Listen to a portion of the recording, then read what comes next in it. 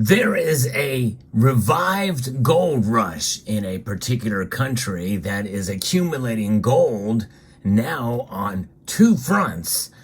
I'll talk about it as we explore.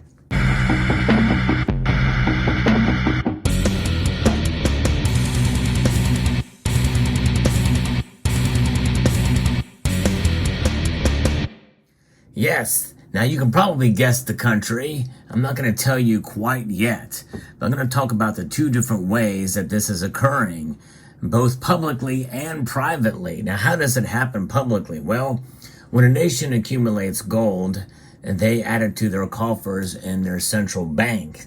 And that's exactly what this nation is doing. However, only recently have they started selling some of that gold into the private sector. And that's how the second way this is occurring. Now, overall, it will even itself out, and you will see an accumulation mode in both ways. You know, this happens fairly rarely in nations around the world, but for the ones that are doing it, mostly they are in the East. And you can probably guess that this nation is certainly in the East. In fact, this nation straddles two continents, by the way. Being both east and west. And that is the nation of Turkey. Yes, indeed. And I'm going to be referencing an article here that talks a little bit about the private accumulation of gold. And some of it is coming from the central bank selling some of their gold. But again, the central bank of Turkey is adding more gold as well. And they are part of other nations that have accumulated more gold than they have in the last 50 years. And it's pretty remarkable to see. And but nonetheless, it often happens that when a foreigner is invited to a wedding in Turkey, they start to wonder what to give as a gift, as there is no wedding list or registry to guide them, and no account number on the invitation for deposits. And when they learn the answer, they are even more surprised. Gold. They have to be very foreign to really be that surprised, because gold is a part of the culture in Turkey, and I've talked about it multiple times on this channel. The precious metal is given in Turkey at weddings, at births, and at circumcisions, depending on the greater or lesser closeness of the guest to the celebration. A sirek, or quarter coin, which is a 1.75 grams of 22 karat gold worth about 100 euros, or a yarem, which is twice the value, or a tam, which is 4 times as much, or bracelets, necklaces, or other pieces of jewelry that people always made of gold can be given as gifts. Thus, a newly married couple can receive between 200 and 500 grams of gold with which to face their new life together. Can you imagine? That is a pretty good chunk of gold, 200 grams for sure. And 500 grams even more. That's pretty remarkable. It's a half kilo of gold. Amazing. It is the wife who usually takes care of the gold, by the way. In a country where the rate of incorporation of women into the labor market is low, this tradition allows them to maintain a certain financial independence, especially in case of separation. In a divorce, all the jewelry given during the wedding and half the gold acquired during the marriage belongs to them. In fact, there is another tradition related to the precious metal, the Days of Gold, in which a group of friends or neighbors meet alternately at the home of one of them, who invites them to eat and, in return, receives from each of the guests a gold coin. These meetings are held monthly, starting at the house of one who has the most pressing need for money, making this practice a kind of loan to meet urgent expenses. And the fact that these little gold coins are easy to get, they are also sold in any of the jewelry stores or in many exchange houses around the country. And they can also be sold, so they're very liquid. And that is where their usefulness lies. Gold is a method of savings to protect against the constant depreciation of the Turkish lira, and an easily liquidated asset. This is why in periods when the lira begins to lose value and inflation runs rampant, which is quite often, by the way, large queues of Turks form in the Grand Bazaar in Istanbul, ready to protect themselves against devaluation by acquiring these coins. When people have financial problems, they solve them this way: selling the coins and getting cash, according to Adem Kurtulmus, a jeweler in the historic market. Now, I've also talked about how the Turkish mint has minted more gold coins than the United States Mint has the gold eagles. When you think about it, because they're actually used and bought by Turks everywhere, and they mostly stay in the country. And Turkish bullion is really hard to come by outside of the country because of the great demand within the country.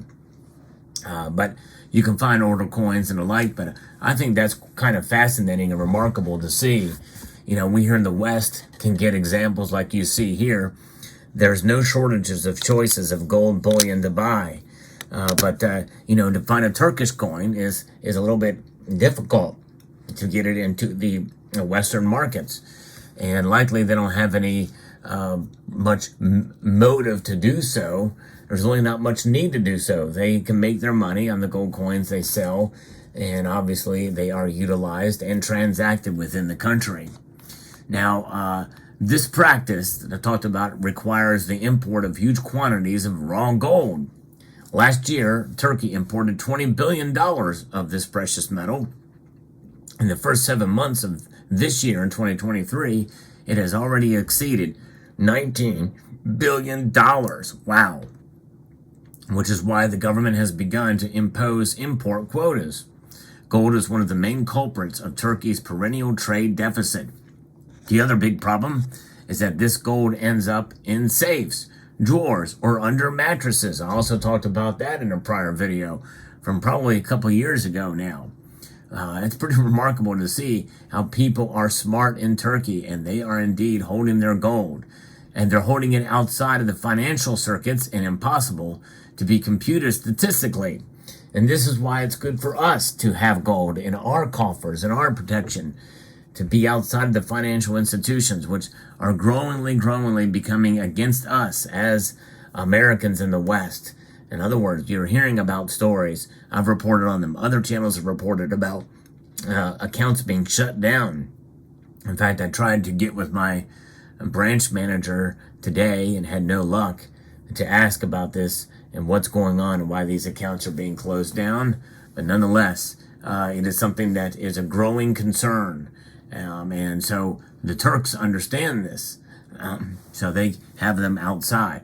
So the behest of the government, Turkish banks have for years been promoting their own gold days, in which at a given neighborhood branch, they receive jewelry and gold coins and compute them in an account from which the savings can later be withdrawn in cash or in certified gold coins.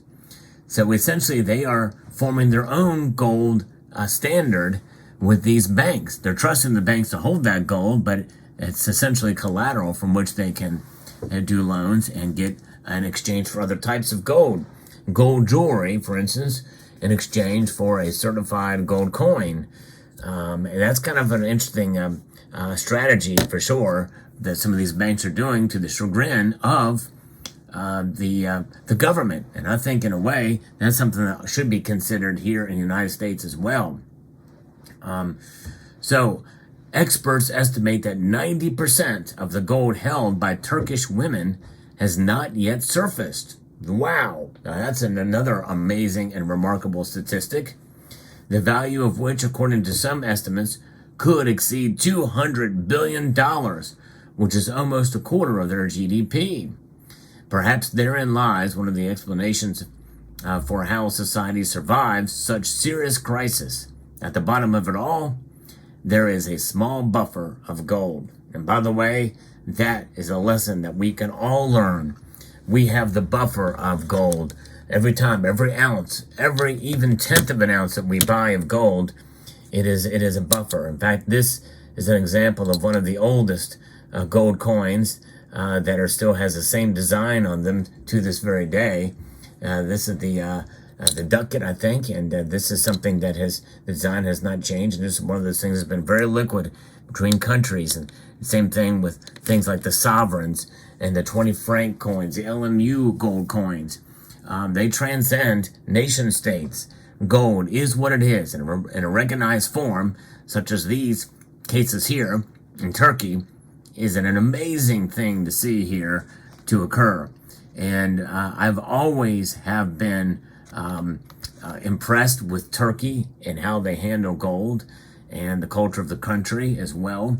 And the people certainly are amazing. I think I've had a couple of Turks comment on some of my videos. If you are from Turkey, I would love to hear your thoughts in the comment section below. But I think it's a remarkable and amazing thing.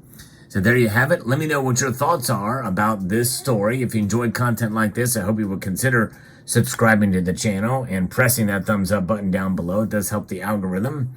And I want to extend a multitude of gratitude to each and every one of you for taking the time to watch this video. And to encourage you to please rate, share, comment, and subscribe.